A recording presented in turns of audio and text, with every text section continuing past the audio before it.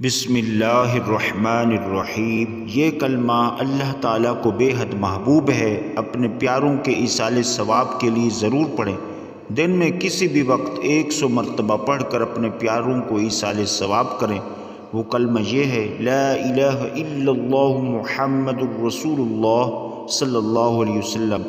کلمہ طیبہ پڑھنے سے انسان دائرہ اسلام میں داخل ہو جاتا ہے اور اسے ایمان کی دولت میسر آ جاتی ہے۔ حضرت ابو ذر غفاری رضی اللہ تعالی عنہ سے مروی ہے کہ آپ بیان کرتے ہیں کہ میں رسول اللہ صلی اللہ علیہ وسلم کی خدمت میں حاضر ہوا تو آپ صلی اللہ تعالی علیہ وسلم سفید کپڑا اوڑھے آرام فرما رہے تھے۔ میں تھوڑی دیر بعد دوبارہ حاضر ہوا، اس وقت بھی آپ صلی اللہ تعالی علیہ وسلم آرام فرما رہے تھے۔ پس میں تیسری مرتبہ پھر حاضر ہوا تو آپ صلی اللہ علیہ وسلم بیدار ہو چکے تھے۔